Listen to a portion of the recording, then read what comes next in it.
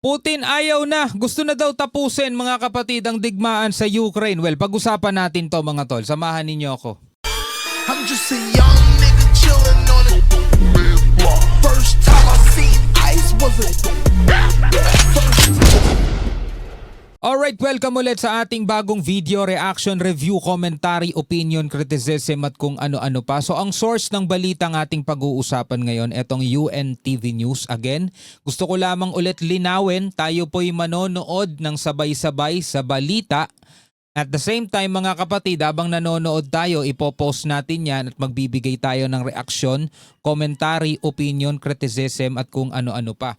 Kaya naku po, dun lang sa mga nagko-comment hindi ako ang nagbabalita. Kitang-kita naman natin, di ba? Meron tayong pinapanood. Ulit, mga kapatid, magbibigay lamang po tayo ng opinion at reaksyon. So ang laman ng balitang ating panonoorin ayon kay US President Donald Trump, si Russian President Vladimir Putin daw ay nais nang tapusin ang Russia-Ukraine war, no?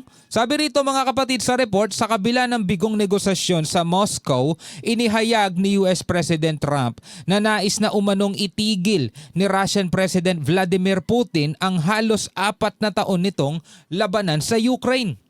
Well, pag-usapan natin to. Bago natin to simulan, syempre huwag mong kalimutan mag-subscribe. Click mo na rin ang notification bell para ma-notify kayo whenever na may mga bago tayong reaction video tulad nito. At kung ikaw naman ay nanonood sa ating FB page, syempre huwag mo rin kalimutan mag-follow and like. Maraming salamat sa ating mga bagong followers, no? Alright, so wag na natin patagalin pa. Panoorin na natin to mga tol. He would like to end the war. That was their impression. Now, whether or not, So impression, sabing ganon mga tol. No? Ang sabi ni Trump, yun ang impression ni Putin. Gustong tapusin pero wala pang ina-announce na sinasabi siguro ni Putin na gusto ko nang tapusin itong labanan na to. Well, tuloy na lang natin. Tignan natin ang buong detalye. that was their impression. Their impression was that he would like to see the war ended.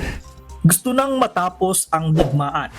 Ito ang nakikitang impresyon ni US President Donald Trump kay Russian President Vladimir Putin kasunod ng naging pulong ng ilang kinatawan ng Amerika kasama ang Moscow officials. So ito'y opinion mula kay US President Trump. Pwedeng tama siya, pwedeng mali din siya. Kasi yun lang daw ang nakikita niyang impression, mga tol. Kasi minsan ang impression natin sa isang tao, posibleng tama tayo, posibleng mali tayo. Mali lang pala tayo ng impression sa kanya. Akala natin mayabang, mabait pala. Akala natin mabait, mayabang pala. Di ba pwede tayo magkamali dun eh. So ngayon, ang tanong, totoo kaya na ito talaga ang gustong mangyari ni Russian President Vladimir Putin? Kasi parang meron ako napanood na balita nitong isang araw lang na sabi titigil lamang daw si Putin kung isusuko ng Ukraine yung mga teritoryong nasakop na ng Russia. Ano sa tingin ninyo? No? Tama kaya si Trump? Tuloy natin. Para talakayin ang 28-point peace plan na isinusulong ng US na layong matigil na ang halos 4 na taong digmaan sa pagitan ng Russia at Ukraine. Ayon kay Trump, maayos ang naging pag-uusap ng mga delegado ng Amerika sa pangungunan ni Steve Witkoff at Jared Kushner kasama si Putin sa kabila ng walang nabuong malinaw na kasunduan. Wala nga nabuong malinaw na kasunduan di ba? So, impression nga lang talaga mga tol. So, yun na nga, no? I can tell you that they had a reasonably good meeting with President Putin. We're going to find out. Sa kabila ng magandang feedback, aminado si Trump na kailangan pa ang mas malalim na pag-uusap para magtagumpay sa usapang pangkapayapaan. Pero dito nakikita natin na talagang gusto ni Trump na matapos na etong digmaan na to. Kasi mga tol, ang Amerika baon na rin talaga sa utang ngayon, di ba? Umabot na nga sila dun sa debt ceiling nila. Napakalaki ng utang nila mga tol. So kung sila ay mai-involve pa sa napakaraming labanan, 'di ba? Lalo pa silang mapapagastos ng malaki kasi sabi nga ni Trump, 'di ba, hindi naman daw niya gera to gera ni Biden to 'di ba? Sabi niya ganoon. So ngayon sinisikap niyang matapos, which is yun naman din siguro ang gusto ng buong mundo. Diba? Kasi wala naman talaga sang naidudulot na maganda. Pataasan lang ng ego itong mga leader na to, diba? Habang nahihirapan yung mga sundalo, habang nahihirapan mga tol, yung mga mamamayan, yung mga civilian na nadadamay. Nakatakda namang makipagpulong ang grupo ni Witkoff at Kushner kay Ukrainian negotiator Rostim Omerov sa Florida para ipagpatuloy ang usapan.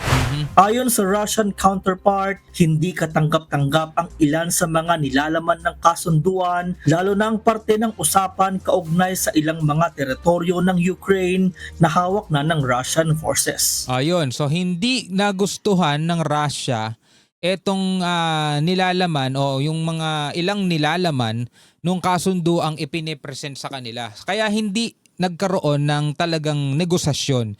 Sabi nga sa kabila ng bigong negosasyon, no, kasi hindi nagustuhan ng Russia yung ilang mga nilalaman.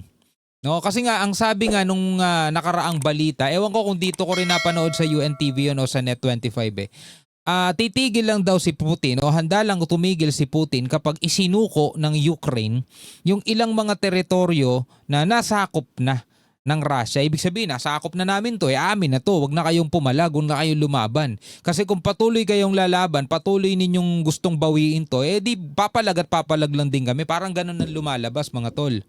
Giit ng Moscow na nanatili itong bukas sa diplomasya, ngunit palalakasin pa ang posisyon nito habang patuloy ang pag-usad sa Eastern Front. Kasabay nito, iginiit ni Kremlin spokesperson Dmitry Peskov na handa silang magkaroon ng mas marami pang pulong para makamit ang pinal na kasunduan.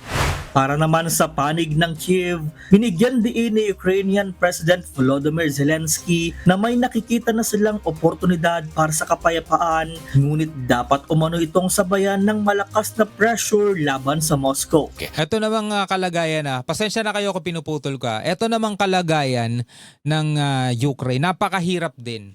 'Di ba? Kasi kung gusto nilang makamit ang kalayaan o kapayapaan mga tol, meron silang kailangang i-sacrifice na ilang mga teritoryong hawak na ng Moscow mga tol. Which is, alam mo yon, bilang isang presidente, dalawa kasi yung tinitignan mo dyan Anong sasabihin sa'yo ng mga nasasakupan mo na isinuko mo na yung ilang teritoryo nyo?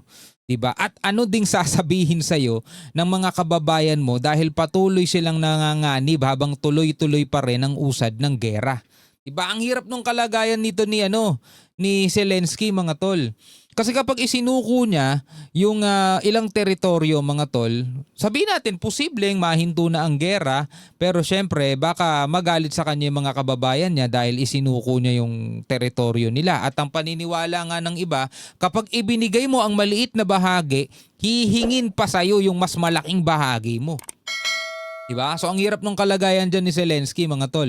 Kumbaga rito sa Pilipinas, diba, hindi rin naman tayo papayag na ibigay natin kahit square inch ng ating teritoryo. Kaya talaga napakahirap ng kalagayan dito ni Zelensky. Ngunit dapat umano itong sabayan ng malakas na pressure laban sa Moscow. Зараз світ точно відчуває, що можливість закінчити війну є.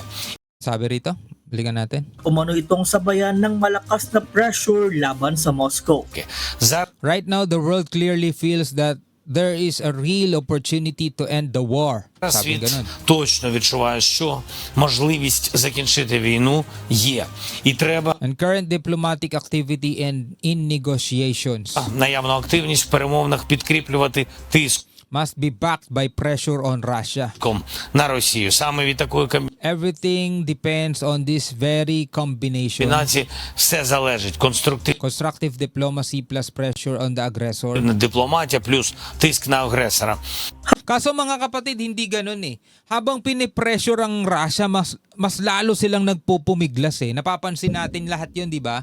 Habang pinagtutulungan sila, NATO, European countries, America, Ukraine, habang pinipressure sila mga tol, mas lalo silang nagpupumiglas. Habang nagpapatuloy ang tensyon, inanunsyo ng NATO na bibili ito ng daan-daang milyong dolyar na US weapons para suportahan ang depensa ng Kiev. O, di ba?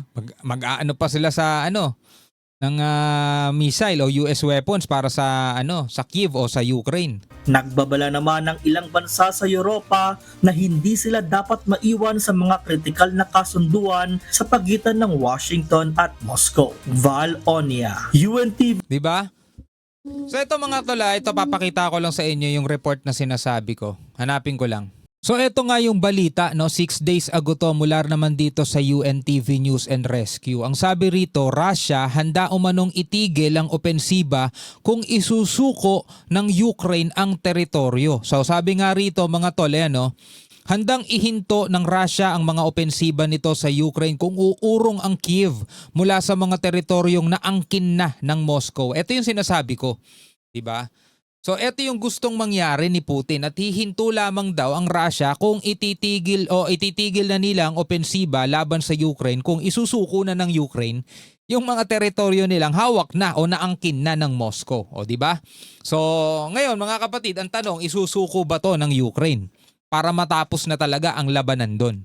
Yan ang tanong mga tol, no? So ikaw bilang isang Pilipino, bilang isang manonood, ano ang iyong masasabi rito? Comment ka na lamang sa ibaba. Hanggang sa muli, ako nga pala si Shobal D. Peace out.